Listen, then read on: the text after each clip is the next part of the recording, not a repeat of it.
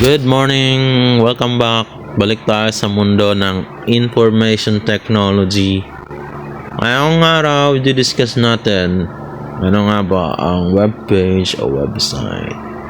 Kamakailan lang sinabi ko na sa inyo paano gumawa nun eh. Ayun, uunti-untihin ko. Iba, pagaya ng ibang seminar dyan, paulit-ulit nilang pinapakita sa inyo paano ba gumawa ng website. Hindi yan matututunan ng isang buong araw lang. Gaya ng ibang seminar, inaaraw-araw nila yan para inyong matutunan paano gumawa. This time, balik tayo sa mundo ng information tech na website. Ito yung balik tayo sa basic. Tuturo ko sa inyo ngayon yung HTML at saka CSS. Ito yung tipong kahit hindi siya online, hindi siya nakalagay sa internet, sa web browser, at least alam mong gumawa ng sarili mong web page o website without domain name. Ito yung paano ka gumamit ng HTML. Ano nga yan? Ano bang HTML? Ito yung nasa notepad mo. Kung i-open mo yung notepad, maglalagay ka ng HTML, maglalagay ka ng mga code, header, body, footer. Yan ang HTML para ito.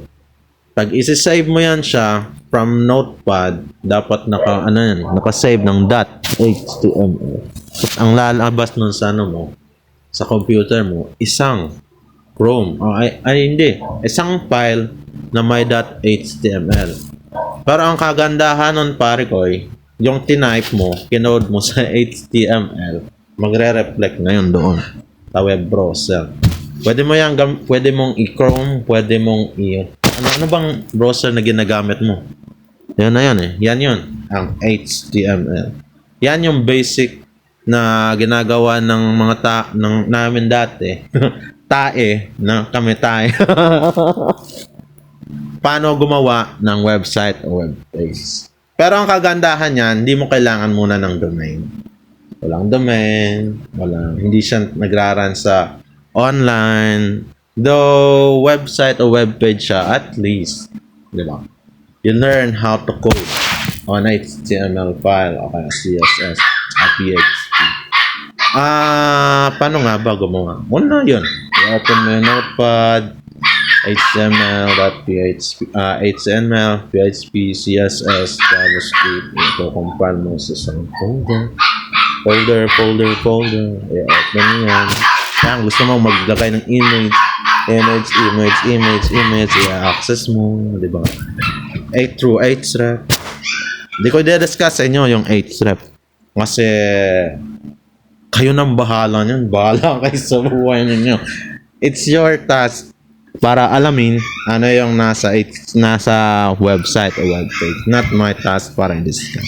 Ano ko lang paano gumawa ng web.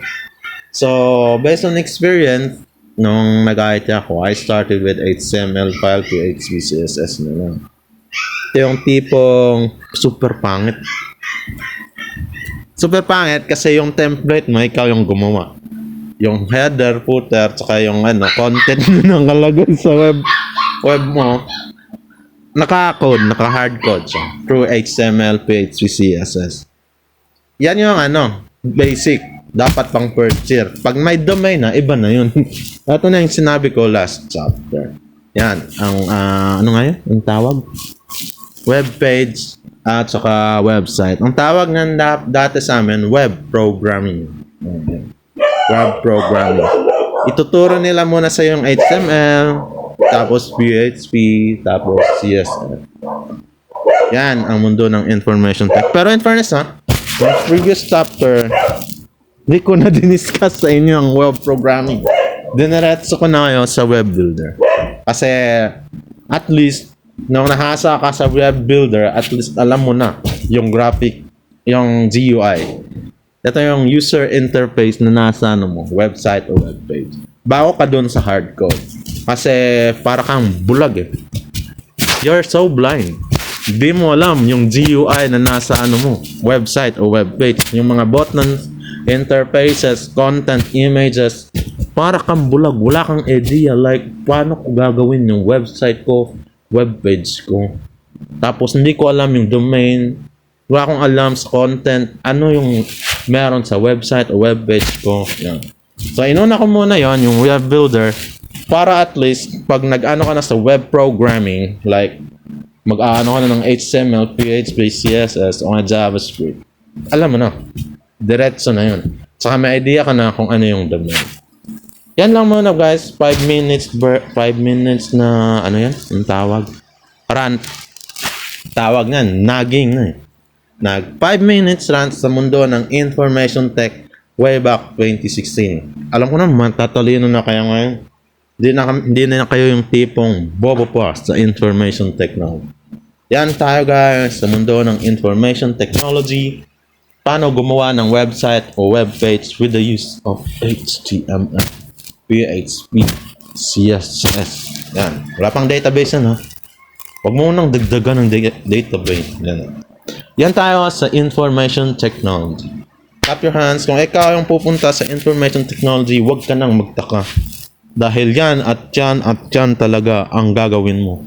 Ewan ko lang ngayon, baka cybersecurity na. Love you guys. Bye-bye.